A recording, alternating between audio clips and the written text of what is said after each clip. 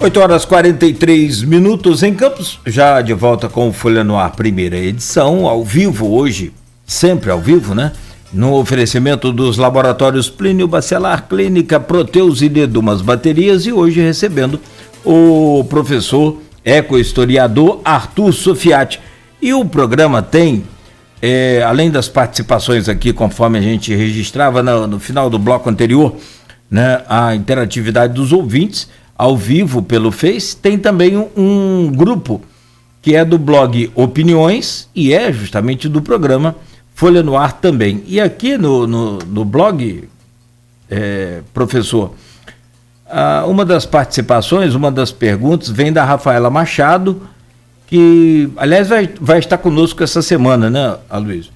Se Deus quiser. Falando específico... Desculpa. É isso, exato. E ela diz aqui, professor, o seguinte: falando especificamente do caso de Lagoa Feia, como o Sofiati observa o processo histórico de assoreamento e intervenções oficiais e não oficiais naquele espaço?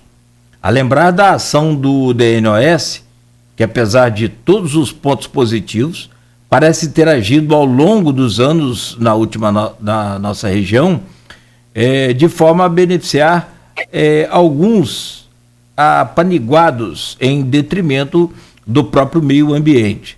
Além disso, pensando no potencial de uso sustentável do meio ambiente, inclusive em seus potenciais turísticos pelo município. Quais seriam as alternativas viáveis de aproveitamento do canal Campos Macaé e do Rio Paraíba do Sul, professor? Olha, complicado, hein, Rafael? Você desculpe se não puder responder tudo, porque você fez uma pergunta muito bem embasada. Eu critiquei o DNOS e as comissões de saneamento muito duramente no princípio meu ativismo, né? Mas hoje eu vejo que não são críticas infundadas, na medida em que essa concepção de época era aplaudida por todo mundo, inclusive pelos socialistas. Eu vi lá o JG de Araújo Jorge, que era socialista, escrever um poema defendendo essas obras desde que elas beneficiassem os trabalhadores, né, e não os empresários. Então a questão não eram as obras, a questão é quem elas beneficiavam. Então todo mundo aplaudia. Eu acho que se eu vivesse naquela época, eu capaz de aplaudir também, né, com algumas restrições. Então, eu vi que, a partir de um determinado momento, que foi o momento que nós entramos em cena, que essa questão veio à tona mesmo e que cabia. Chega, há um limite para a atuação. Não se pode fazer tudo no vácuo, assim, achando que tudo é ilimitado. Há um limite para isso. Aquelas obras tinham chegado a um limite. O limite era arrebentar o durinho da valeta, o limite era drenar demais. Chega, drenaram bastante, então basta que a Lagoa Feia tem que ser protegida, preservada, porque a Lagoa Feia beneficia não só pescadores, beneficia não só a biodiversidade, beneficia muito os proprietários rurais. E quem disse isso não fui eu. Quem disse isso foi uma empresa de consultoria do DNOS num relatório. Chegou a conversar com os proprietários rurais. Olha, vocês não drenem a lagoa de dentro, da Ribeira e do Luciano, porque essas lagoas são fundamentais para conter o avanço da língua salina, tanto pela superfície quanto pelo lençol freático. Então, é isso aí, que a questão nossa é essa. Por que nós estamos saudando agora essa definição do Comitê de Bacia de estabelecer o nível da Lagoa Feia em 2,50 controlado pela Concórdia? Vai beneficiar Quissamã, vai beneficiar Carapebus, vai beneficiar os pescadores e vai beneficiar os proprietários rurais que acham que não vai acontecer isso. Então, eu não sou antigo nessa questão. Antigos são eles, aqueles que querem que o nível seja rebaixado por não entenderem a questão no seu sentido mais amplo. Só para não ser eu acho que tem que ser restaurado, recuperado. Canal Campos Macaé para navegação não dá mais, mas como é um bem tombado, eu acho também que merece investimento para ser recuperado, merece uma atenção melhor nas pontas, que os lugares em que ele está mais degradado, Macaé e Campos. No centro ele está, de uma certa maneira, bem. Em torno de Quissamã, do Parque de Jurubatiba, ele está bem. É bonito, é limpo. Para comentar a questão das lagoas, a gente está na pauta pré-determinada para o bloco. De maneira resumida, você está falando aqui sobre a situação de Lagoa de Cima, no intervalo. Você quer estender sua análise de Lagoa Feia, de Paraíba, do canal para Lagoa de Cima também, por favor? Sim. Olha, o que existe é um movimento, nesse momento, da parte da Câmara Municipal, ou de um vereador ou mais, de grupos interessados, em reduzir o limite de proteção da margem da Lagoa de Cima, alegando que a lagoa é muito bonita e que tem que ser explorada turisticamente. Tudo bem, explora turisticamente acima dessa linha, são 300 metros. Querem reduzir para 50 metros, quer dizer, um sexto da área de proteção da lagoa. A gente sabe que se houver uma cheia que corresponda à metade daquela cheia que aconteceu em 2008, 2009, acaba tudo que é hotel na margem, acaba com tudo que é casa. Eu sei que existem muitas, e não só de pobres, de ricos também, vão perder tudo no caso de uma nova cheia. Então, é conveniente, nesse momento, quer dizer, a gente, se fosse na década de 30, como o Yacht Club está lá dentro da lagoa, tudo bem, a gente era o que era permitido. Hoje não é mais. A gente tem que considerar que os tempos mudaram, que a gente tem agora uma crise ambiental global e que a Lagoa de Cima, que eu saiba, até o momento, não está em Marte, não está na Lua, não está em Vênus, né? Está na Terra. E também sofre essas consequências dessas mudanças ambientais globais. Quem é o vereador? Olha, o Cláudio falou o nome dele. É o Anderson, vereador Anderson de Matos. Anderson Matos, né? É o pastor do É o pastor, eu disse aí, eu tive um contato com ele, uma conversa com ele no gabinete dele, uma conversa muito afável e tudo, muito educada, mas quando ele firmou posição nessa defesa de redução da faixa marginal de proteção, eu falei, tá certo, a gente vai se encontrar mais adiante. Eu estou me encontrando agora, já me encontrei num momento, estou encontrando em outro momento com ele, que aqui é uma emissora de rádio. Vamos ver se ele consegue defender a posição dele, né? Só para deixar claro, o programa democrático, os microfones ficam abertos aí ao pastor Anderson, vereador, para poder externar sua posição também aqui, né? Fazer contato, então logo acaba o programa aqui para oferecer, né, um espaço para ele também aqui no Folha no Ar. Sofiati, vamos lá. Você é professor há muito tempo, está muito acostumado a dar nota. O período dos 100 dias, desde o segundo reinado, a gente falou muito de Napoleão aqui antes de começar o programa, né? Desde o segundo reinado de Napoleão, é muito emblemático esse período de 100 dias, né? Que nota você daria ao governo Vladimir nesses primeiros 100 dias? Já tem agora em 120 dias, basicamente. E a Câmara Municipal? E por quê? Dá uma nota de 0 a 10 e justifica, por favor. 7. 7. Para Vladimir. Sim. Bom, primeiro porque ainda são 100 dias. Né? A avaliação de 100 dias não garante que os rumos tomados nesses 100 dias continuem na mesma direção até o final do mandato. Segundo, com relação ao prefeito, essas hesitações em relação à pandemia. Terceiro, pensar que se governa ainda no período das vacas gordas, quando a gente já está nas vacas que estão emagrecendo.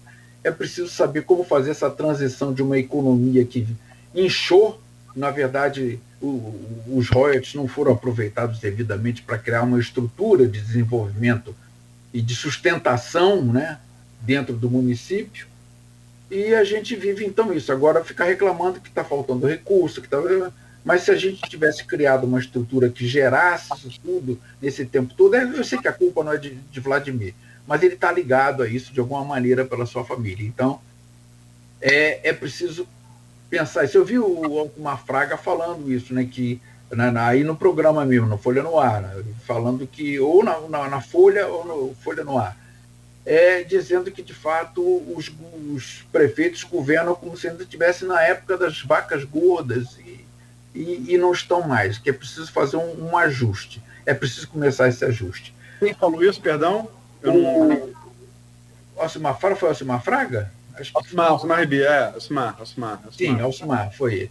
Bom, quarto, eu acho que eu não estou pedindo aqui que o campo seja a liderança regional, que o campo seja assim, que conduza a região como se conduzisse um rebanho. Não, mas eu gostaria que o prefeito assumisse uma postura que pudesse se mostrar que ele está sintonizado com os novos tempos.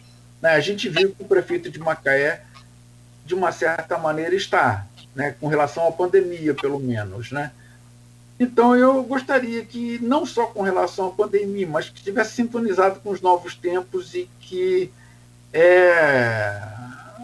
fosse, assim, alguém em quem a gente pudesse se inspirar para governar, que tivesse uma assessoria mais clara, né, que não ficasse tão, assim, restrito a limitações muito mesquinhas que são estabelecidas. Eu sei que ele está lutando, não é empreguismo, não, mas, no final das contas, há pressões em cima e a gente tem que saber lidar com essas pressões e saber avançar rumo a um município que seja melhor, né? Melhor para todos.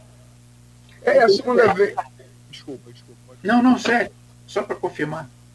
É a segunda vez que você falou na sua opinião, você identifica uma suscetibilidade do prefeito a pressões. Você falou isso no final do bloco anterior e falou isso no final da sua fala de agora. Você enxerga realmente isso e baseado em quê?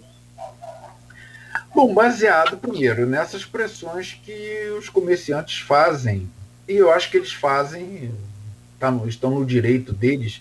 Está difícil eles compreenderem, talvez, a importância de lockdowns.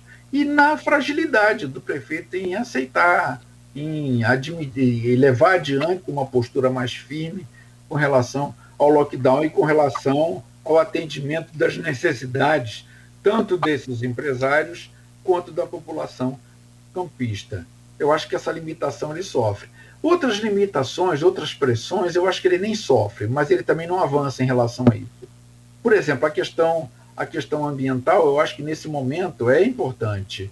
Eu não vejo ele avançar nisso, eu vejo até recuar na medida em que ele funde 3 secretarias numa secretaria só e dilui assim, a importância que tinha, pelo menos simbolicamente, né, a Secretaria de Meio Ambiente, porque, na verdade, na prática não tinha. Né, essa redução, essa limitação, eu acho que marcou bastante. Talvez pelo fato de eu estar muito ligado a essa área, né? Mas eu acho que, por exemplo, assim como o Biden tem cobrado posições dos governos mundiais com relação a essa questão, eu também aqui na minha modéstia, na minha obscurantismo, no meu cantinho, também cobro. Então, vou mudar então de Aristides Arthur para Joe Sofiati. Ou então coisinha da ecologia. Sofiati, e em relação à Câmara, que juízo, qual a nota você dá? Se tivesse que fazer uma avaliação de 100 dias e por quê? Eu continuo com a nota 7. Quando eu dei a nota 7, eu apliquei para a Câmara e apliquei para o Executivo. Eu acho que a nota 9 dada pelo presidente da Câmara, a 9. Própria Câmara... 9,5. 9,5 que ele deu? Muito ambicioso, foi muito ambicioso, então acho que não teve assim, a capacidade de perceber, né, sair de si mesmo e olhar de fora, como eu estou olhando de fora. Então eu daria 7 ainda, confiando que há bastante tempo ainda para que mude. Que seja mais atuante, né? Que é isso. Então, chegamos ao final exploramos bem os pontos. Eu queria voltar para o Nacional, porque você falou a segunda vez que você veio aqui esse ano, então deve demorar um pouco. Se não demorou quase nada, estamos em estamos bimestral, né? São 4 meses e você está aqui na segunda vez.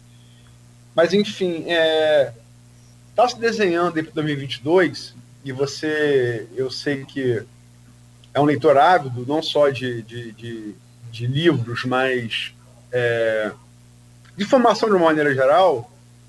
Todas as pesquisas apontam, pelo menos no presente momento, logicamente que faltam mais de 17 meses para as urnas, né, de 2 de outubro, onde está pelo menos marcada a eleição para o ano que vem, está muito evidenciado, sobretudo após a decisão do Fachin, corroborada pela segunda turma e depois corroborada pelo plenário do Supremo, que colocaram o Lula de volta ao jogo, anulando as condenações dele na Lava Jato de Curitiba,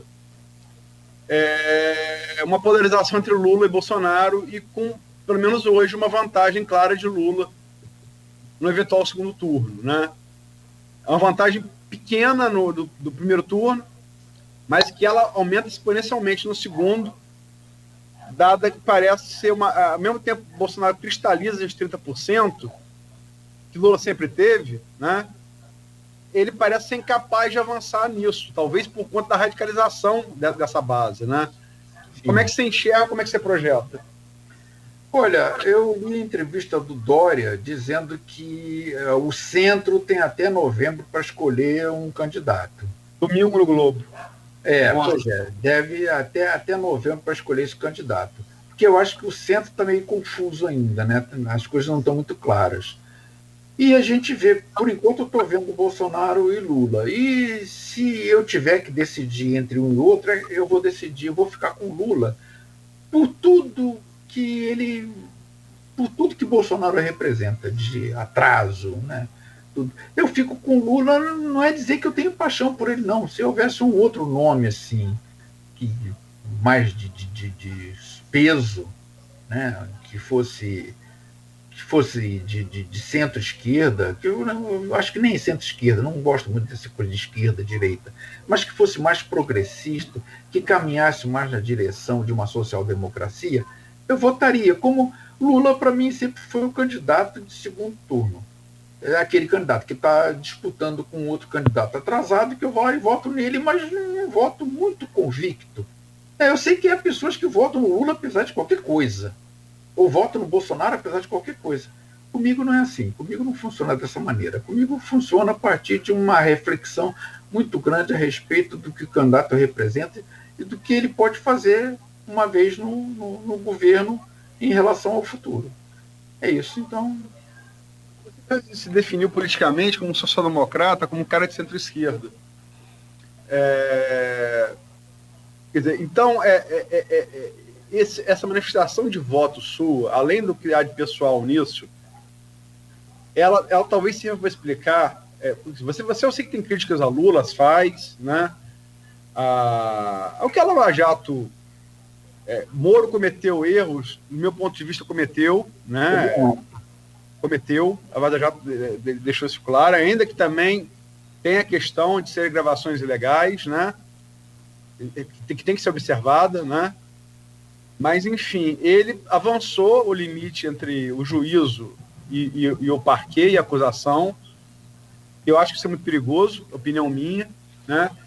Mas, ao mesmo tempo, as evidências da corrupção no governo do PT são imensas e são inegáveis. Sim. Não dá para dizer que o Lula é inocente. Agora, eu quero dizer o seguinte, isso posto, só para marcar uma posição, eu devo entender quando você diz que você é um cara de centro-esquerda, que você, no segundo turno, entre Lula e Bolsonaro, votaria em Lula, você, além da questão individual, você identifica ali esse movimento. Seria um movimento também do centro no Brasil, centro-esquerda, centro-direita. Ele migraria mais para Lula do que para Bolsonaro, e isso se explica a grande vantagem que o Lula tem nessa projeção no segundo turno, a despeito da vantagem ser muito pequena no primeiro. Olha, eu nunca achei que Lula fosse assim, uma ameaça para a democracia. Sabe? Nunca achei que, inclusive, ele cedeu muito. Ele era muito mais intransigente enquanto líder sindical do que enquanto presidente. Ele fez acordos, né? Eu acho que ele foi muito leniente na medida em que, se ele não está envolvido, se ele não é corrupto diretamente, ele pelo menos abriu caminho para a corrupção.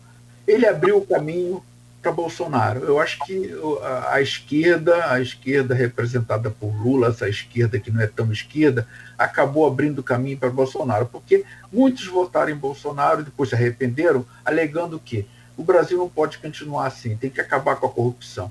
Pelo visto, isso não acabou e não vai acabar assim tão facilmente. Eu acho que, num ponto, esquerda e direita se unem, que é com relação ao combate a toda tentativa de avançar sobre a corrupção, combater a corrupção, né? Então, parece que também querem isso, de um modo geral. O Centrão, né, o Bolsonaro, família Bolsonaro, a esquerda também está querendo isso, nisso eles se unem. Então, eu acho que o Lula novo, se ele voltar, eu acho que ele vai ter que fazer muita revisão, eu acho que ele vai ter que fazer muito acordo, eu acho que ele vai ter que rever muito o que ele fez até hoje, para não cometer os erros cometidos, porque foram muito grandes também. Acho que os erros foram grandes no governo dele e da Dilma, né? Você se referiu à matéria de Dória, e o Globo, no mesmo jornal, trouxe no domingo passado uma com Ciro. E Ciro falou na entrevista dele que... falou diretamente, né? Que ele nunca mais se uniu com o PT e tal, e que ele acha que Lula está muito ressentido, tá? Ele falou em ódio. E também falou que o PT também tem o seu gabinete do ódio, como o Bolsonaro tem o seu, liderado pelo filho Carlos Bolsonaro, vereador do Rio, que despacha em Brasília como ministro. Você concorda com o Ciro nessa análise crítica? Não, eu acho que existe, de fato, uma ala mais enraivecida dentro do PT, assim, Gleisi Hoffmann, por exemplo, que tem dificuldade de aceitar, ou pelo menos de admitir que alguém possa representar a esquerda fora de Lula, né? Mas não acredito que esse grupo do ódio, esse gabinete do ódio, tenha tanto ódio quanto o gabinete de Bolsonaro. Eu acho que não é de divulgar tantas ofensas e tantas mentiras quanto de Bolsonaro. E eu acho que o Ciro também tem lá suas resistências, suas questões, assim, suas dificuldades de lidar com outra ala, né, da esquerda, ou da centro-esquerda. Ele é meio impulsivo, né, ele é meio... Acho que tem essa dificuldade também dos dois se entenderem. É o famoso ditado, dois bicudos não se beijam. São 9h06. Só fazer uma última pergunta que você falou aí, que o combate à corrupção une a extrema-direita de Bolsonaro com as rachadinhas, enfim, com as milícias, a corrupção sistêmica que a Lava Jato eviscerou dos governos do PT e ao Centrão. Então você concorda com a definição do Barroso, que disse, abre aspas, na semana passada, a corrupção no Brasil quer vingança? Como? Barroso afirmou, ministro Supremo, na semana passada, a corrupção no Brasil quer vingança. Sim, bom, foi o que se disse, né, que no final das contas, se tudo acabar em pizza, aquele que combateu a corrupção vai passar a ser o bandido e o corrupto vai passar a ser o mocinho, ou vai ser estimulado a continuar na corrupção, enquanto que aquele que combate a corrupção vai ser estigmatizado por estar combatendo a corrupção. Eu acho que tem que se combater mesmo. Eu acho que todo mundo de ajuizado concorda com isso. Eu vi aquele Jorge Raj, juiz, desembargador, mais do que isso até. Jorge Raj foi muito claro numa coisa. A corrupção vai ser eliminada totalmente, havendo um combate sério? Ele falou, nunca. Sempre vai existir. Mas a gente deve, então, aceitar isso? Não, a gente deve sempre lutar contra ela. Mas, você não acha também que... alongando o papo, mas quem condenou a Lava Jato, na verdade, não foi o próprio... Ciro chamou Lula de ególatra, e você disse que o ego de Ciro pau a pau com o de Lula e de resto com o de Bolsonaro também. Não foi o ego de Moro que condenou a Lava Jato? Quer dizer, como é que você... exemplo prático. Há uma semana do primeiro turno de 2018, você solta uma delação, ainda juiz, uma delação que você não aceitou no juízo da ação penal que você julgava, no caso da delação de Palocci. Solta isso para a imprensa, prejudica um candidato. Você imagina você aceitar no prefácio de um livro um argumento histórico que você não aceitou numa banca examinadora de doutorado ou de mestrado. É mais ou menos isso, né? Ele vai, divulga, prejudica a candidatura do PT, que era do Haddad naquele momento, e além de ter prendido o Lula antes, né, na ratificação da sua decisão de primeira instância pelo TRF4, Lula foi preso em abril de 2018, e depois ele aceita ser ministro do principal beneficiado, que é Bolsonaro. Você não acha que... E depois sai do governo Bolsonaro atirando, né? Você não acha que o ego dele também foi... A vaidade dele também ajudou a condenar a Lava Jato? Parece que sim, eu acho que sim, sabe? Porque parece que houve um acordo, que eu não sei entre quem e quem, mas o Moro estava nesse acordo. Ele fez o acordo. Eu condeno. Se o Bolsonaro perder, tudo bem, eu continuo como juiz. Se o Bolsonaro ganhar, na Serra pode ser que ele me convide para ser um ministro, ou é quase certo que ele vai fazer isso. Um outro candidato que perdeu também disse que ia convidar o Moro para ser ministro. Eu convido, aí chego lá, eu faço... Álvaro Dias, Ele me convida, eu aceito, e lá eu vou fazer o que eu quero, porque ele vai me dar carta branca. Isso, além de ser uma vaidade muito grande, foi de uma ingenuidade política muito grande também. Eu acho que o Witzel prova isso, né? Juiz geralmente é ingênuo politicamente, né? Pois é, muito ingênuo. Aliás, não é só juiz, né? O que tem também na academia de gente ingênua politicamente é uma festa, né? Olha, o que o Collor fez com o Lutzenberg foi uma demonstração disso. Quando ele foi convidar o Lutzenberg, era um grande militante um ambiente muito competente. Eu lembro. A gente falou, Lutz, não aceita porque ele vai manipular você. Não, ele está me dando uma oportunidade de fazer o que eu quero, está me dando carta branca. Aí ele foi com todo vigor para aquilo e falou, xingou general, né? Andava descalço no Planalto, em vez de ficar numa casa que deram para ele, ele queria ficar numa unidade, uma reserva ecológica. E lá aí tá. Resultado, acabou indo embora, acabou não aguentando mais, sofreu tanta pressão, tanta limitação, que viu que não tinha carta branca. A gente falou, isso é ingenuidade, aceitar uma coisa dessa. Não é que a gente não queira ajudar a avançar, mas tem que saber com quem que a gente está trabalhando. E aceitar convite de Bolsonaro, achando que vai dar certo. Começamos com cinema, sua entrevista, terminar com cinema, né? A última fala do Jogado do Diabo, filme, né? Lúcifer na boca de Al Pacino. De todos os pecados que eu inventei, a vaidade sempre foi um predileto. Verdade. É isso mesmo. A vaidade é um vício novo de é alguma coisa muito, muito perigosa, né? Muito perigosa com relação a nós, a qualquer pessoa que seja vaidosa demais. Ela é muito facilmente enganada por ela mesma. Muito bom. É de se estender por mais uma hora. Mas muito obrigado, professor. Novamente emplacou aí mais uma goleada de audiência. Obrigado pelo carinho do senhor. Obrigado, eu que agradeço mais uma vez a atenção. E parabéns por essas discussões que vocês promovem no Folha do Ar, que são sempre muito oportunas.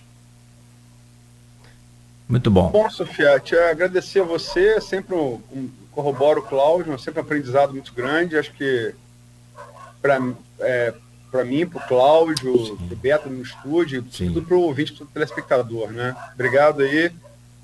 E, rapaz, você não vai pedir música, você vai pedir a próxima Purpurri. A próxima eu vou pedir Purpurri. Eu vou incluir o hino do Flamengo. Embora eu seja botafoguense, mas só na década de 60. Só na década de 70. De lá pra cá eu deixei de ser. Falar nisso, eu esqueci duas coisas. Primeiro, parabenizar o futebol carioca, que nos últimos 2 anos conquistou seu 9º título. Olha lá. A saber, Fluminense 0, Botafogo 0, Vasco 0, Flamengo 9. Mas é futebol carioca. Mas eu queria mostrar também que o Botafogo avançou num aspecto da valorização da mulher. O time feminino foi vitorioso. Tá bem. Então, eu fiquei até voltou um pouco daquele orgulho da década de 60, né? Mas o Botafogo deve ficar contente comigo, pelo menos num aspecto. Se eu o abandonei, eu não aceitei mulher nenhuma depois dele. Fiquei solteiro. É fiel à distância.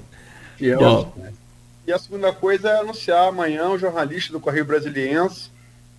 Vamos estar falando de política nacional com é articulista diário do Correio Brasiliense, né, jornalista Luiz Carlos Azevedo, né, e também tendo uma visão, é bom a gente saber como é que alguém que está no Planalto Central, como é que olha para o 50K, né? Exato. É bom, como o Superti falou, a visão de fora é sempre muito, muito, muito boa, né? Tá certo. Amanhã, a partir das 7 da manhã, com o jornalista Luiz Carlos Azevedo, então, confirmando o que a Luiz falou aí, agora, né, do Correio Brasiliense, ao vivo conosco aqui, também por videoconferência. Aloysio, bom dia para você, boa semana, parabéns aí foi Taça Guanabara, né? Agora, terminado, vai para o Carioca. E vai ganhar. O amigo meu me dá uma caneca, né? Olha lá. Tá bonita.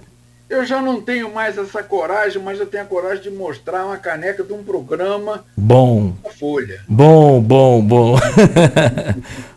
Aliás, o Fabiano estava cedo com a gente aqui, nos assistindo aí também. Fabiano Rangel. Mostra a caneca que eu não vi o nosso. Mostra a caneca de novo aí.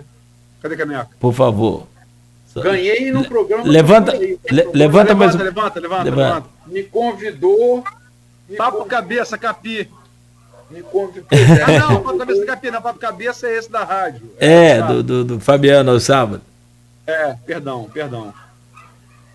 Capi era. Como é que era o programa de Capi? É Arte Plena. Arte Plena. Bom, aqui, a conversa é boa, dá vontade de a gente seguir batendo papo aí sempre, né? E aprendendo, como a Luiz falou, muito com o professor. Cada frase, né, um aprendizado pra gente. Mas a vida tem que seguir, são 9h16, uma boa semana também, professor, para o senhor, para a patroa, para a família toda aí, e claro, sempre, né, fazendo o que o senhor está fazendo sempre, mantendo o distanciamento, isolamento, usando máscara, álcool em gel, água e sabão, essas coisas que são básicas, mas que são fundamentais para que a gente possa vencer essa guerra aí. Eu que agradeço, um abraço a ambos e até a próxima. Tá certo. Aloysio, até amanhã também. Obrigado aí, mais uma vez. 9h17. Ficamos por aqui no oferecimento dos laboratórios Plínio Bacelar, Clínica Proteus e Dedumas Baterias. Voltaremos amanhã às 7 da manhã com mais um Folha no Ar, primeira edição. A você que nos ouve, nos acompanha em nosso streaming também, bom dia, né? Uma ótima semana.